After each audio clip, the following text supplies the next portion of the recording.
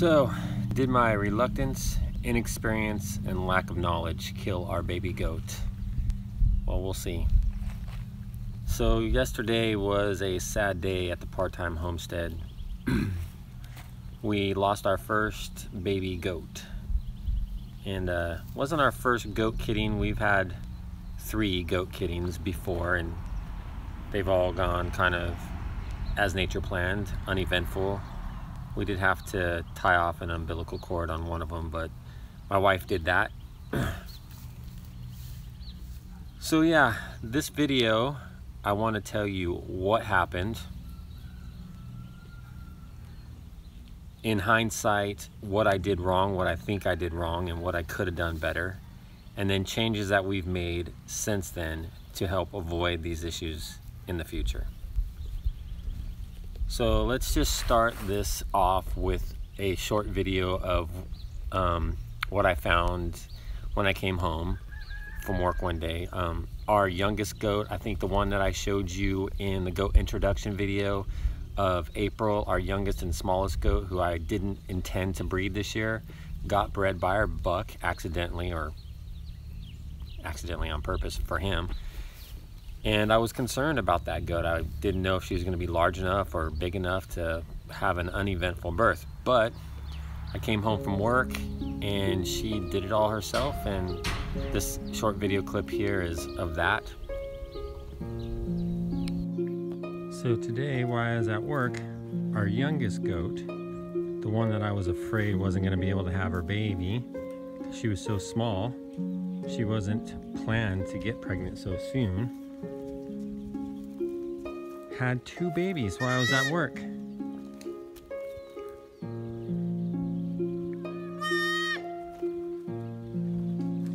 Hi, Aprils. It's okay. It's okay. Yeah, she's a little bit skittish around people, so I don't want to get her to run. But man, I've never seen one that color before.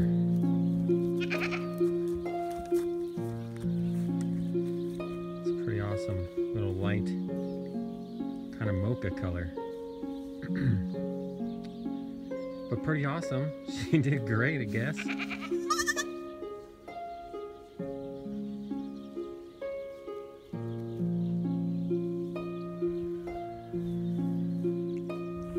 So surprised me, that's for sure, huh, April?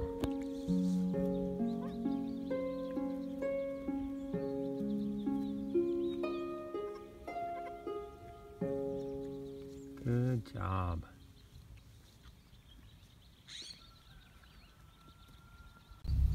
So what happened? So about 10:30 in the morning, I was told that one of the goats was not acting right. One of the baby goats was not acting right. So I come out to look at the goat, and it seemed very lethargic, not a lot of energy. It wasn't interested in nursing at all. It would get up and walk to its mom and just kind of go put its head in that area, but it wouldn't actually latch on to the nipple. I did notice the goat did pee normal and fine, but after that it kept hunching over like it was trying to poo, or you know, and it looked like it was struggling. So with that little bit of information, I went inside and did some research, and there was some talk about constipation being a silent killer, an unnoticed killer of baby goats. It's common in the first 2 to 4 days, exactly the time frame that this goat was in. I think she was 2 or 3 days old at the time.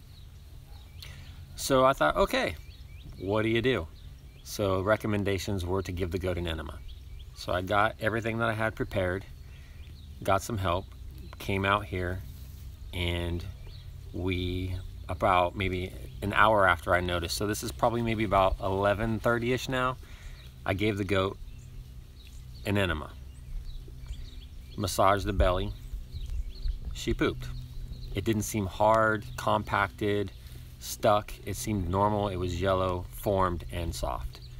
So I thought, okay, no problem. I'm gonna give her a couple hours, see if, you know, something, she starts to perk up, change things, get energetic, whatever.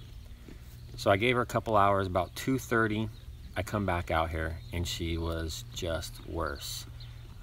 She didn't even want to get up at this point.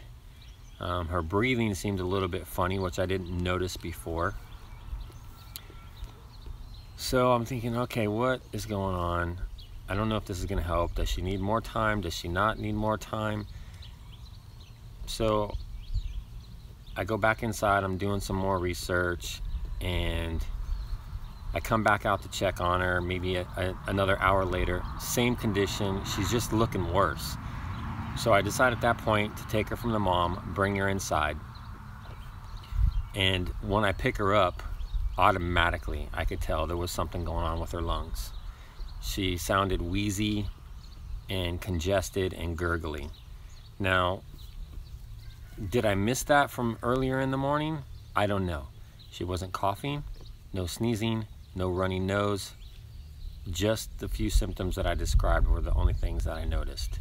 So I wasn't thinking anything respiratory. I didn't even notice labored breathing earlier in the morning. So, but at this time, it was obvious that there was something going on. So we have antibiotics on hand.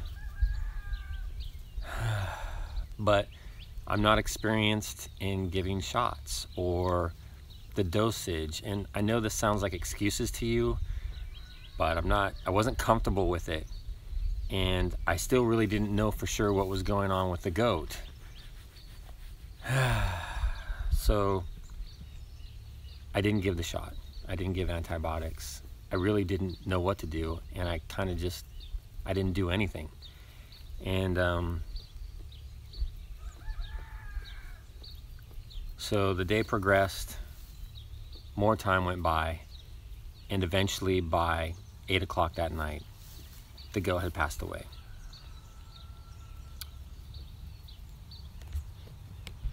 So on to part 2 of this video, and that is what I did wrong, what I didn't do, and what I think I should have done. So initially, right off the bat, what I should have done when I realized a baby goat was not acting normal was take the temperature. We do it with our kids. I don't know why I didn't think about doing it with the goat. I should have taken a rectal temp. I believe normal is 104 degrees. Anything higher is a fever. If it would have indicated a fever, I would have known that maybe she had an infection or an pneumonia or a respiratory infection, and I could have realized at that point that the option had to be to give antibiotics. And I didn't have any choice. I couldn't avoid it or sidestep it. I also, that day, just being stressed out or nervous, anxious, anxiety, whatever you want to call it, new, inexperienced, I completely forgot that I had a friend that lives close that could have came over and gave the shot. Would have been 100% willing to do that. So first thing I should have done was check the temperature. I also should have realized that she was one of the last goats to get pregnant, and she's one of the first goats to have her baby. They might have been slightly premature. I don't know for sure because I don't know exactly when she got pregnant. But I should have been on high alert at that point. Hey, these babies are early. There's probably going to be some lung problems. And maybe taking some preventative measures. I don't know. So, should have checked the temperature. I still think that giving the enema was fine. Everything I read about it said it's not going to harm the goat, even if you do it, or don't. If you don't do it, you could harm the goat. So then I should have given the enema based on the signs and symptoms that I saw at that point. So temperature, should have given the enema. Now, so if it would have showed a fever, I would have had to get the shot. But knowing what I know now, my reluctance to give the shot, my failure to give the shot, and my failure to check the temperature might have all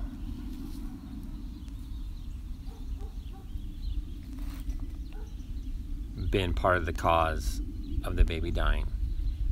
But how do you know? I mean, so this part of the video is going to be about implementing procedures for this baby goat season, kidding season. I don't want my lack of knowledge, inability, reluctance to do something, or excuses such as how much does a goat weigh, what is the dosage amount, yada yada yada, to end up in a goat dying on me. It was bad enough to watch a baby goat die, but it was even worse to feel like you could have done something about it. Now, I don't know if I would have given the shot of antibiotics, it would have saved the goat. It literally went from a few symptoms to death in 8 hours. I mean, it was remarkably quick. So, what we are doing now is what we should have done long ago. If you're watching this video, you're thinking about getting goats, or you're new to goats, do your research beforehand. Don't wait till the problem occurs.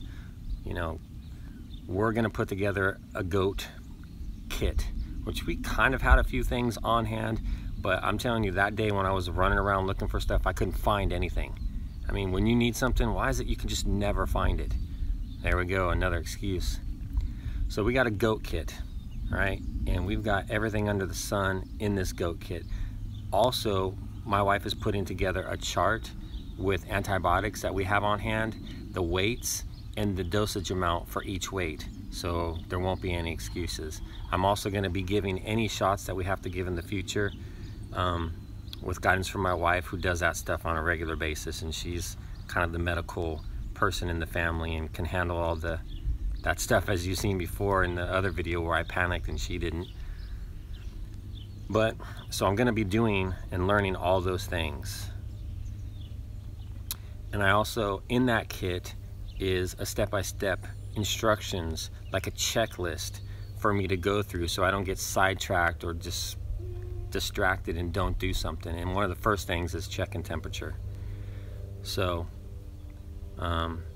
yeah, we still got 3 more goats to get through this, and hopefully it's uneventful. But if it's not, hopefully I'm better prepared, and hopefully we don't lose any more goat kids. So there you have it. There's my confession.